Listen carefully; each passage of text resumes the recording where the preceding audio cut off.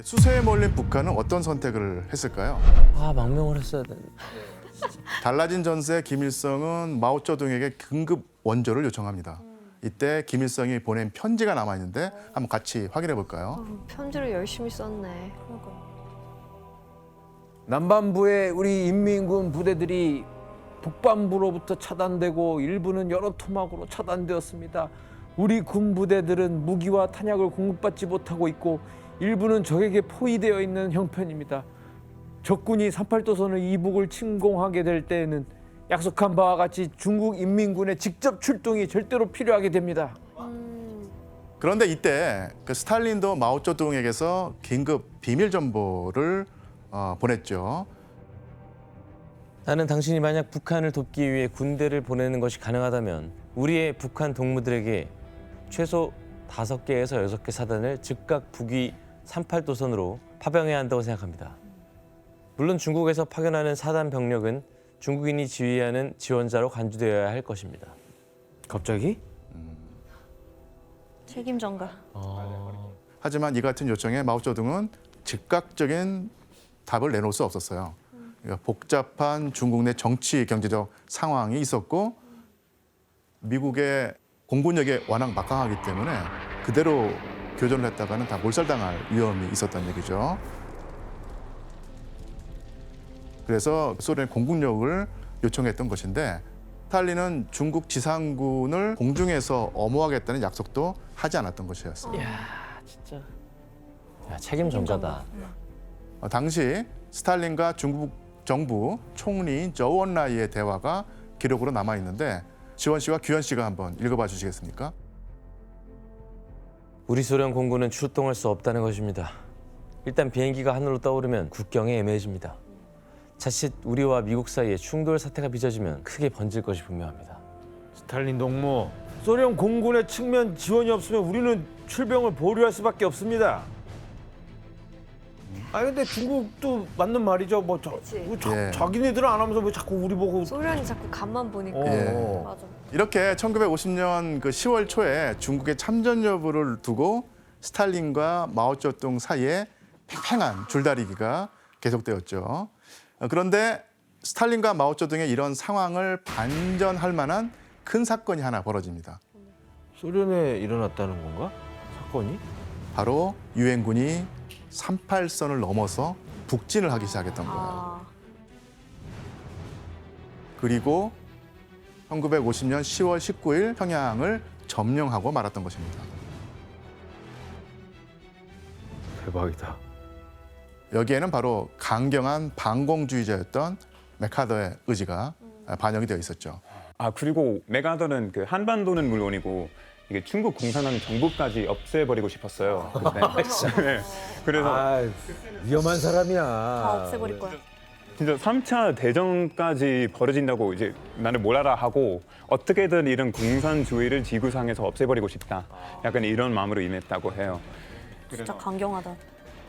자, 그렇다면 이때 중국군은 어떻게 대응했을까 궁금증이 생기는데요. 중국은 유엔군이 압록강을 건너려고 하자 기존의 6.25 참전에 대한 고심하는 태도를 바꿉니다. 바로 참전을 결정하게 되죠. 그치. 그다음에 이거 그다음 문제잖아. 이거 봐 이러니까. 예. 이렇게 중국은 총 그 37개 군대 113개 사단 규모로 중국 인민지원군을 창설했고요. 이후 1950년 10월 19일 1차로 약 20만 명 병력을 투입해서 압록강을 건너면서 6.25 전쟁에 본격적으로 개입하게 됩니다.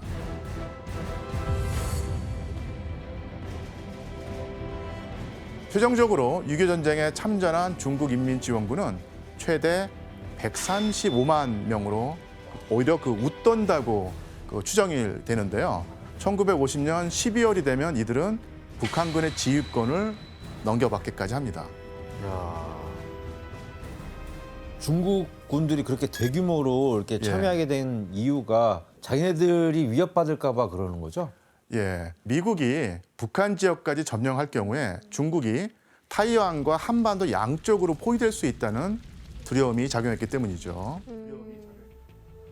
이렇게 중국군까지 6.25 전쟁에 직접 개입을 하자 스탈린도 이를 지원하기 위해서 1950년 11월부터 소련의 공군을 파견합니다. 예, 그러면서 이때부터 미국과 소련 양국 공군들 간의 치열한 공중전이 벌어지기 시작합니다. 직접적으로 충돌을 하네 소련하고.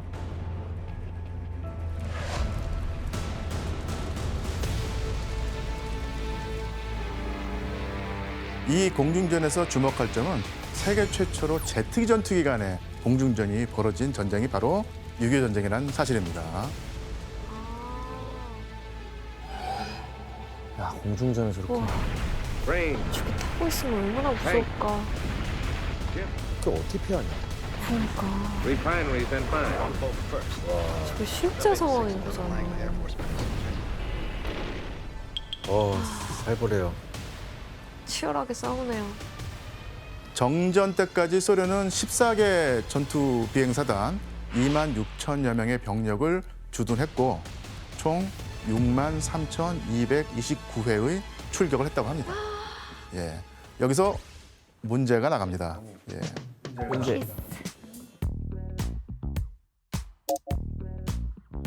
소련 공군이 6.25 전쟁에 참전할 당시 소련 공군들에게는 특히 이것을 하지 말라는 명령이 떨어졌는데요.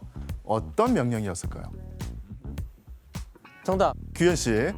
이제 어쨌든 간에 우린 이거 이겨야 돼요. 예. 미국과 소련의 자존심 싸움이거든요. 비상 탈출을 하지 마라. 에이. 오답입니다. 정답. 예, 혜성 씨.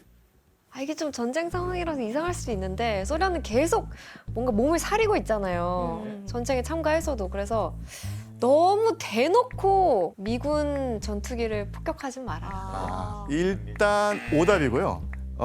비슷해요? 예, 그러니까 지금 소련이 그 전격적으로 참전한다는 사실은 숨겨야 되는 상황이잖아요. 해야 되는 상황이에요? 정답! 예, 정답! 정답. 내가 더 빨랐어. 예, 정답! 0.01초 차이로 아유, 지원 틀릴 것 같은데. 지원 씨가 빨랐습니다. 같다고요? 자, 지원 씨. 아, 전 잘 주워 먹죠, 저도. 예, 공군 비행기에다가 북한 국기를 달아라. 북한 국기를 달아라. 그러니까 우리 나쁘지 국기에 않다. 닿지 말라. 예. 이거 오답. 오답입니다. 예. 오답이라고? 예. 아니라고? 해성 또 틀릴 거야. 소련이 참전했다는 거를 어떻게든 숨기고 싶어 하잖아요. 그렇죠. 러시아어를 말하지 말아라. 러시아를 말하지 마라. 혜성 씨, 정답입니다. 예. 그러니까 그 공군 대원들끼리 서로 통신을 할 때 러시아어로 통신하지 말라는 거예요. 그럼 뭘로 해요? 뭔 소리야? 무슨 말로 할까요? 북한 말로 해요? 중국어나 한국어를 쓰라고 했습니다. 에? 할 줄 알아요? 그러니까 스탈린이 6.25 전쟁이 미국과의 그 무력 충돌로 번지는 것을 필사적으로 막기 위해서 벌인 조치였습니다. 아니 근데 교수님 예. 꽁껴 막 이렇게 한다 그래서 이게 그 한국 사람으로 보이냐고요. 뿐만 아니라 소련 공군은 소련 군복을 입지 못하게 했고요. 전쟁 내내 소련 군이라는 사실을 밝혀서도 안 됐습니다. 말도 안 돼. 소련은 공군을 참전시키면서도 비행기에 소련 마크를 달지 못하게 하였다. 최초로 부대가 이동했을 때 나를 비롯한 조종사들은 아무도 6.25 전쟁에 참여하는 줄 몰랐다. 필사적으로 숨기려고 노력을 많이 했는데 예. 진짜 코미디다. 그러니까 상황이 또 이렇다 보니까 소련 공군이 정말로 긴급 탈출한 뒤에 북한 지역에 그 착지했을 때 미군으로 오해받는 경우가 있었던 거예요. 그럴 수 어. 있다. 그래서 위험한 상황이니까 그런 상황을 피하기 위해서 소련 공군 대원들은 스탈린이나 마오쩌둥의 얼굴이 있는 배지를 다니기도 했다고 합니다. 중날에 많이 무슨 썼다. 잠바.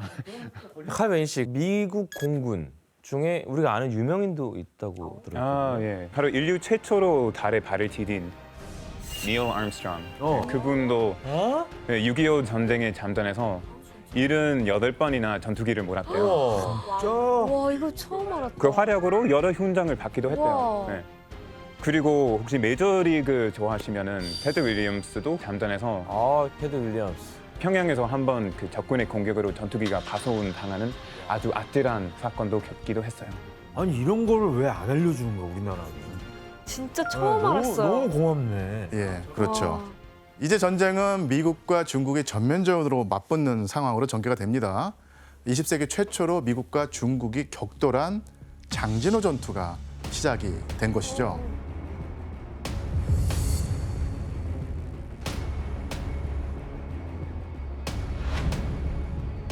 한경남도 장진군에 위치한 장진호는 인공호수였습니다. 그런데 1950년 11월 27일에 미 해병 1사단은 한경남도 장진호 근처에서 중국군 12개 사단에게 포위되고 말았습니다. 아이고. 문제는 중국군은 12만 명에 달했고 반면에 미군은 3만 명밖에 되지 않았다는 것이죠.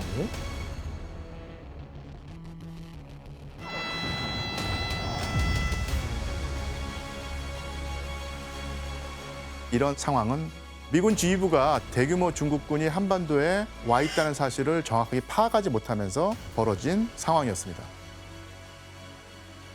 아니 근데 교수님 미군은 왜 그 중국군의 상황 파악을 못 하고 있었어요? 우선 미군은 세계에서 가장 강력한 국가가 미국이고 거기다가 핵무기까지 보유하고 있는 이런 미국을 상대로 중국이 개입을 하기란 쉽지 않을 거라고 판단했던 것이죠. 그런 걸 왜 간과해? 1차적으로 투입된 중국군만 해도 그 규모가 20만 명 이상이었는데 미군은 그 중국군의 규모를 16,500여 명 정도로만 파악을 했죠. 한마디로 중국군에 대한 분석이나 대비가 전혀 되어 있지 않았던 것이죠. 판단 미스네. 그러니까 이런 상황에서 대규모 인원으로 급작스레 들이닥친 중국군은 미군에게 공포의 대상으로 다가옵니다. 그런데 끊임없이 나타나는 중국군과 더불어서 장기로 전투에서 미군이 맞서 싸워야 될 대상이 하나 더 있었어요. 바로 극한의 추위였습니다. 저희가 네. 북쪽이니까. 장진호 일대는 해발 1000 내지 2000m 뱀하고 고산지대였기 때문에 낮에는 영하 20도, 밤에는 무려 영하 30도의 강추위가 몰아닥쳤죠. 거의 시베리아인데요? 예. 그리고 이런 극한의 추위는 전쟁 상황에서 전략에 직접적인 타격을 줬는데요. 전차, 트럭 등 각종 장비에 윤활유까지 얼어붙어서 움직이지 않는 거예요. 또한 땅도 아주 꽁꽁 얼어 있었기 때문에 참호를 파는 일도 사실은 불가능했던 거예요. 그래서 당시 한 미군이 남긴 증언을 혜성 씨가 읽어봐 주시겠습니까? 때로는 너무 추워서 소총을 쏠 때 손가락이 아플 정도였습니다. 그러나 탄창이 비워지면 재빨리 다른 탄창을 밀어 넣어야 했습니다. 그 순간에 수백 명의 중국군들이 우리에게 달려들었거든요. 하지만 손가락이 얼어버렸어요. 탄창을 소총에 밀어 넣으려고 몇 번이고 시도했습니다. 그런 일이 밤마다 계속됐죠. 상당히 급박스럽고 위기 상황이 느껴지는데요. 그런데 무엇보다 심각했던 것은 이 고통스러운 추위에 수많은 미군이 동상에 걸리거나 심지어는 얼어 죽기까지 했다는 것입니다. 와, 얼마나 추웠어. 이것은 보급이 열악했던 중국군에게도 마찬가지였습니다. 두 나라 군대는 교전보다 오히려 혹독한 추위 때문에 사상자가 훨씬 더 많이 발생하는 그런 상황이었죠. 진짜 얼마나 추웠을까. 저게 갇힌 것 같아요. 추워 보인다 근데 진짜로. 저게 진짜 시베리아네. 우리나라보다 훨씬 추워 보이는데요.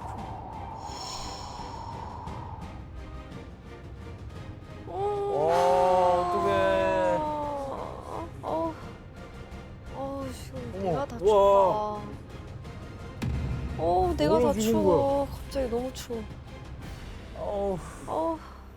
이렇게 영하 30도씨의 그 추위 속에서 치열하게 버텼던 미 해병은 12월 4일이 되자 사단 사령부가 있는 장진호 남쪽 끝에 하갈우리라는 곳으로 직결을 합니다. 이때 미군은 하갈우리에서 흥남항이 있는 110km 거리를 철수해야 했어요. 그렇게 미 해병대가 걸어서 흥남항까지 철수하는 흥남 철수 작전이 시작된 것입니다.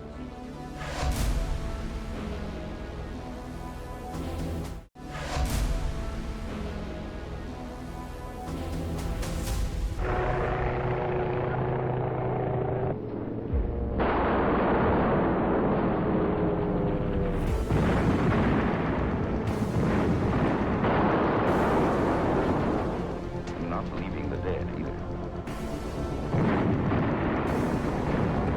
치열한 사투 끝에 미 해병은 12월 11일에 함흥에 도착했죠. 이때 피난민 98,100여 명도 함께 함흥에 도착했습니다.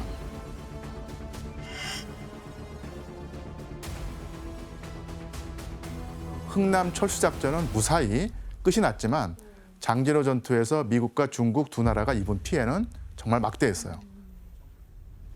1950년 11월 27일부터 12월 11일까지 미군 사상자는 17,000여 명, 그리고 중국군도 약 48,000명의 사상자가 발생하는 피해를 입었습니다. 진짜 많이 돌아가셨구나. 이후 전쟁의 양상은 어느 한쪽이 일방적인 승리를 거둘 수 없게 되었고요. 처음부터 확전을 경계한 미국과 소련, 중국 지도부의 의지를 반영한 채 전선은 1950년 3월 말 38선 부근에서 교착이 돼버립니다. 상황이 이렇게 되자 미국 정부는 1951년 5월 현실적 차원에서 38선을 확보할 수 있는 선에서 휴전 협상을 체결하고 철수하는 것을 목표로 삼게 됩니다.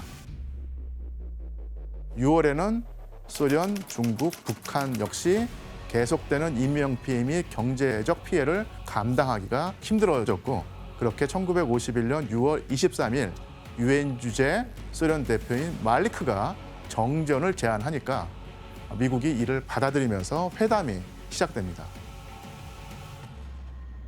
결국 1951년 7월 10일 개성에서 본격적인 휴전 회담이 시작됩니다.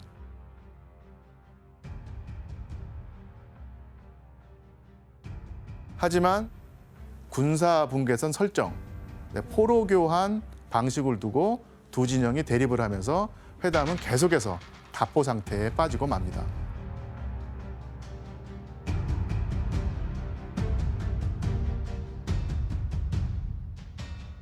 게다가 이때 스탈린은 전쟁이 조속히 끝나기를 바라지 않았어요.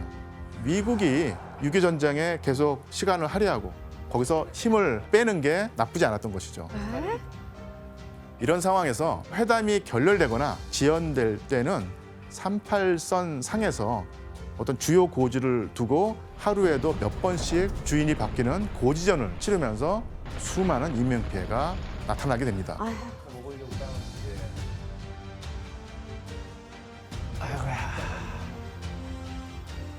결국 2년에 걸쳐 159회의 본회담과 765회의 각종 회담이 개최된 뒤에서야 정전 협상을 마무리할 수 있었죠. 교수님, 근데 그 정전 협상이 계속 지지부진하다가 갑자기 이렇게 마무리가 된 이유가 있나요? 예, 답보 상태를 유지하던 정전 협상이 미국과 소련의 지도자가 바뀌면서 이제 급물살을 타게 됩니다. 1952년 말에 미국에서는 트루만 정부가 막을 내렸고 6.25 전쟁을 끝내겠다는 약속을 하면서 대통령에 당선된 사람이 바로 아이젠하워였어요. To advance it, to appraise on the spot methods for solving that particular problem with speed and honor, I shall go to Korea. 그 다음 해인 1953년 3월에는 소련의 스탈린까지도 뇌출혈로 사망을 하게 됩니다.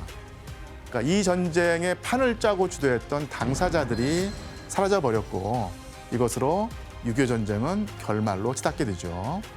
결국 1953년 7월 27일 공산 측 대표 그리고 유엔 측 대표가 정전 협정서에 서명하게 되면서 3년 1개월 2일 만에 6.25 전쟁은 끝이 아닌 끝을 맺게 됩니다.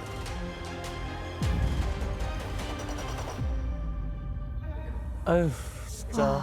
드디어.